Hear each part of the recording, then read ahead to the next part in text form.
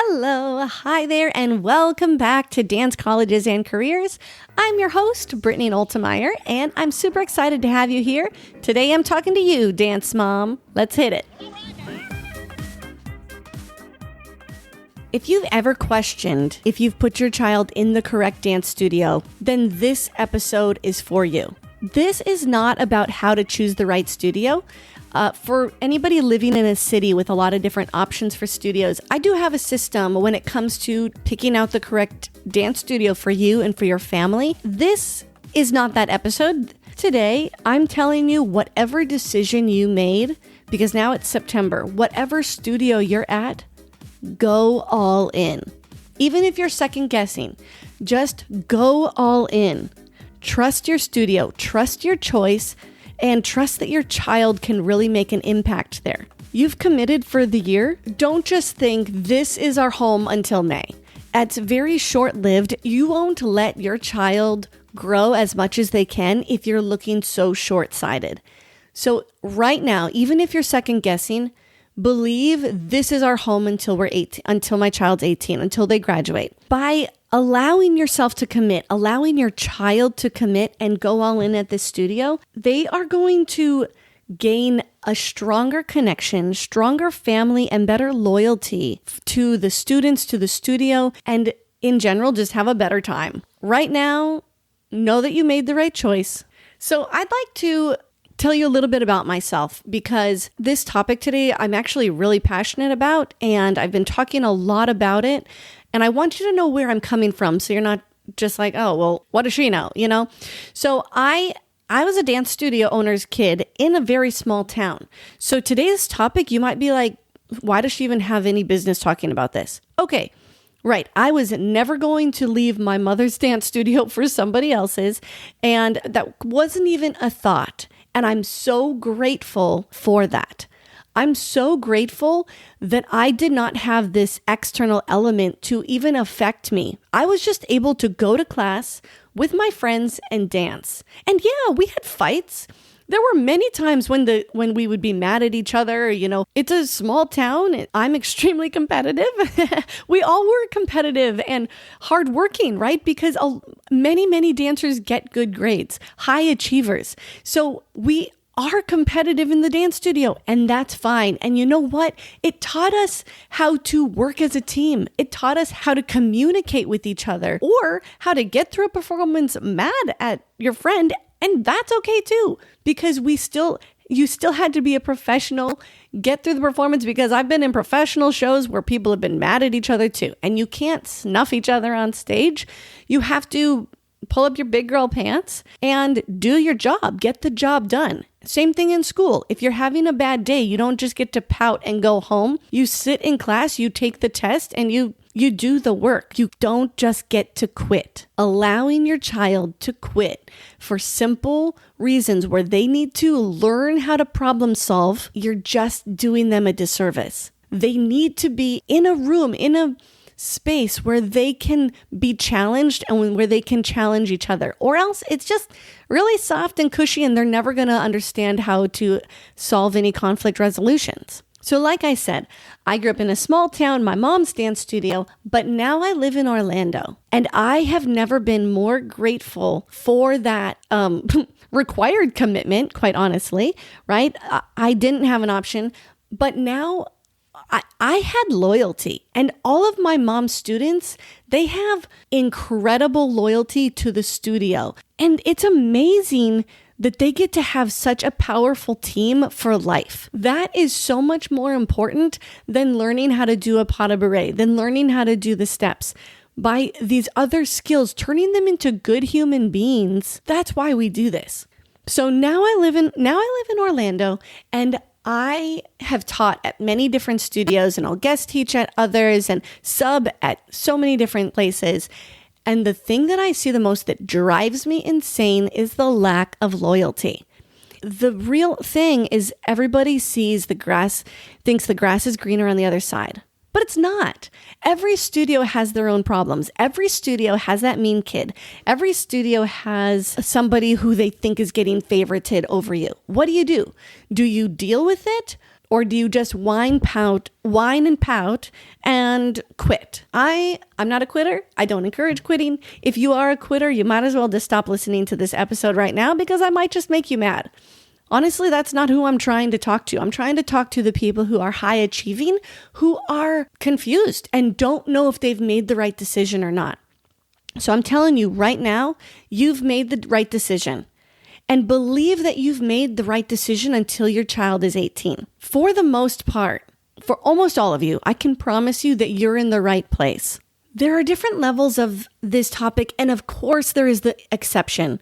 Okay, if you are like the 1% of talent and you're in the top 1% of the most amazing dancers in the nation, okay, this might not be for you because you do need to make sure you're getting the top education. But you know what? You still need a home studio too. You still need friends. You still need family. You still need loyalty because you can't just be a solo dancer by yourself and have the rest of the world hate you. Character matters. Character matters as a dancer. When you're getting jobs, when you're performing, the dressing room is a really tiny space. And if you are mean and nasty and just downright awful to the rest of the cast, you know what? You probably won't work there anymore. You probably won't, because even if you're the best in the world, if nobody can stand working with you, then it's not worth it. Then they can find somebody else, because almost everything we do involves a team in some capacity. There's exceptions to everything. Okay, exceptions, you have solos, you have solo shows if you're going to put it on yourself, but for the majority, not many people are going to call you up and say, hey, I want you and only you to dance by yourself. And even, Lady Gaga has got backup dancers. She's got people on her team. Even the main soloists, they have a team. Okay, I'm getting off on a tangent here. So let's go back. Back to our main topic. Trust your studio and go all in. Commit for the whole year, but plan until they're 18. If you see the potential your child can get at your studio, and they're happy and they're learning and they're growing and they have consistent, wonderful teachers, then you're in the right place. The main problem we see here is we're happy all year and then we go to competition and we start to see other studios, and that's when our eyes open and we think the grass is greener on the other side. We think that studio is better than us. How are they so much better than me? I will be as good as them if I go to that studio. And I see a lot of studio hopping, and it just makes me feel sad for the kids. It's not the kids who want to hop studios. Let's be honest.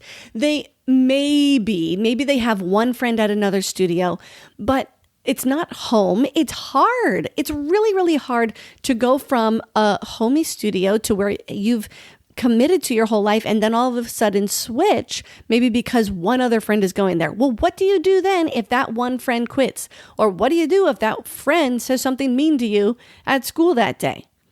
You cannot switch your studio. You can't go to a studio because of a friend. You need to go there because of your values, your ethics, your family. And that's how your child will get the education you're looking for them. This is what I think is amazing about all the different studios. This is what I do when I'm going in for a job interview. They're interviewing me, but I'm also interviewing them. When I'm looking for a studio, I'm looking for a place that has great family values, because that was really important to me growing up, being a part of the studio with my mom, with all my siblings. So that's a top priority for me. Competition is also a top priority for me, but I have my scale of how much competition I want to teach and how much I also want to be involved with the recreational classes or technique classes, because I love teaching technique and I don't only want to be stuck doing cleaning and choreography. And so this is why I love talking to dancers about how to get a job at a dance studio, because there are so many dance studios that you have to get a job where your values align, or else you're going to hate it, or else it's not going to be a good fit and you'll end up quitting 2 years later.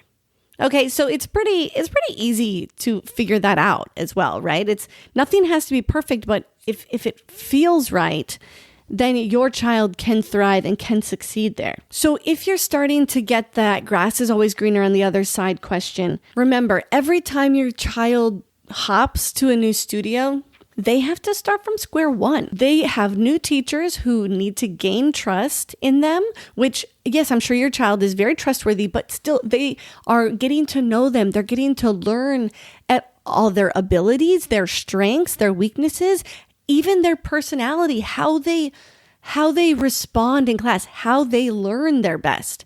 Some people learn by competition. Some people learn better by positive reinforcement. Some people learn by yelling. Okay, so these are elements that at your home studio where your student, as long as they are getting a good education or are, loved and nurtured at their studio, these teachers are already giving them that. So when they have to start over at a new studio, they have to go through a couple months, I would say, of starting over. And then if they bring in a lot of different teachers, it could take even longer. So by being able to commit to their future, your child is going to gain a family, loyalty, exceptional mentors who really understand them, trust, love, connection, commitment, and strategized growth. Every studio has their own syllabus, and one level at one studio could be very different at the next studio. So there could be gaps in their education. The other thing I didn't say that I wanted to make sure I said right away is, yes, I was a studio owner's kid. Then I taught at so many different studios in Orlando, but now I also own a children's theater program as well. And what is totally crazy is in theater that a lot of kids hop from show to show to show. And it blows my mind because there is no constant. They need a constant to get better, to improve, to have strong leaders in their lives, strong mentors, strong teachers. And without that constant of a theater program, they are really missing a huge element that I know that I got from my dance upbringing. And so that's another reason why I'm so passionate about this, is because I'm seeing it in my own students and I'm trying to help them understand that they need some consistency in their lives. And I'll get a lot of students say, oh, Little Mermaid, I don't want to do that show, but I'm going to do Annie, or I'll do Finding Nemo. And I have to spend a lot of time educating. It's not about the show. You're going to have fun in whatever show you do because it's the program. It's not the show. We will educate, we'll teach, we will provide you with the lessons, the tools, the fun, the family, the loyalty. But if you refuse it, if you take breaks and like, what are you doing? What are you doing in those semesters when you're not participating in an activity?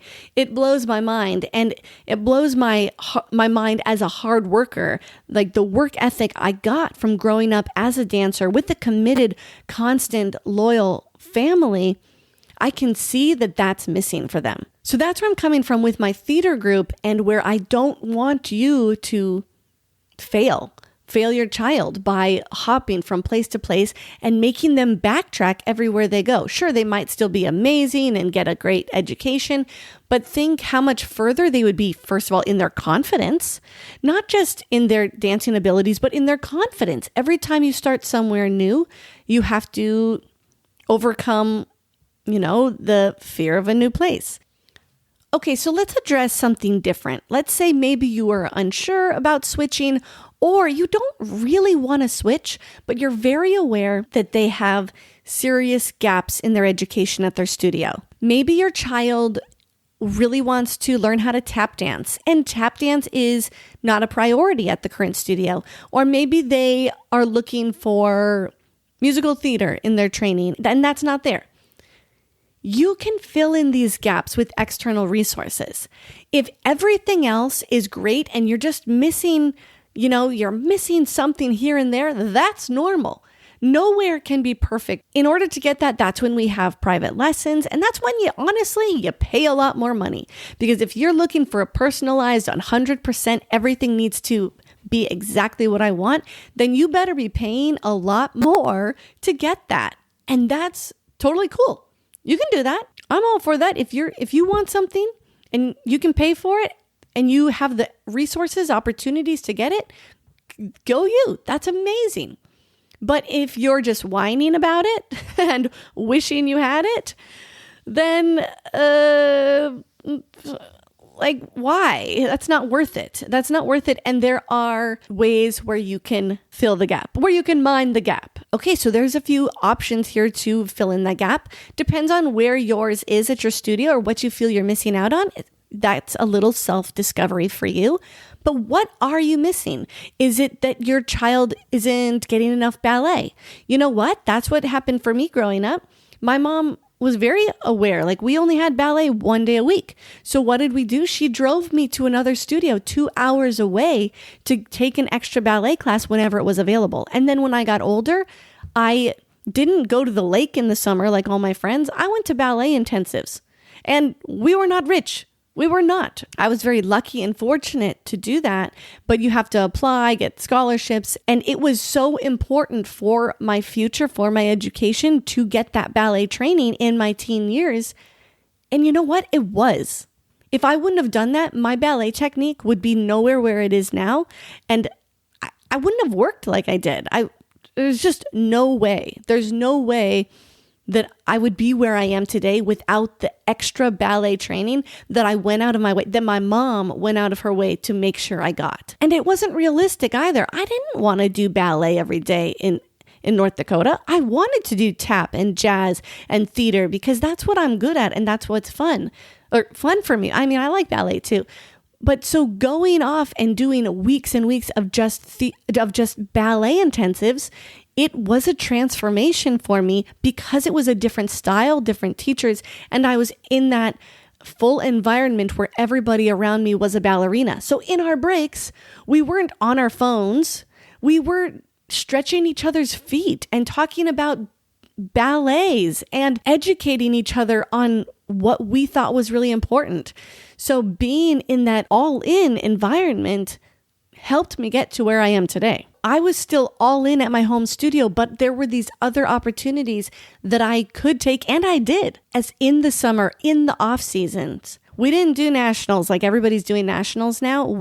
I trained. As you can tell, I'm really passionate about this. I'm a little winded now and haven't taken a breath in a while. Sorry, I probably got pretty loud and aggressive because of how important this is and how much I see it affect children and affect their growth. And it makes me really sad. So wherever you are right now, if you are working hard, willing to commit and take direction from your teachers, then you're in the right place. If you know that your studio is great and they fit your culture and your child is happy there and you're happy there, but you're just not sure if you've made the right decision, because you know what? That's pretty flippin' scary to decide the studio they're going to be in until they're 18. I know that responsibility is on you.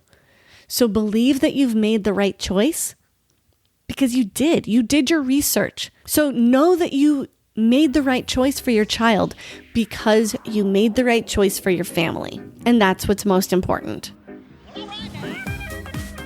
That's today's episode. Thanks for listening. I am so glad I got to share this with you today. And I would love to answer your questions. So if you're having a problem like this, if you're having a problem at your studio and you want to know if you're the only one, please send it in to me at starbloomdance.com. I would love to give you some advice or share your story so that other people can know that they're not alone either. Thank you so much for listening to Dance Colleges and Careers. I will catch you next week. Keep on dancing.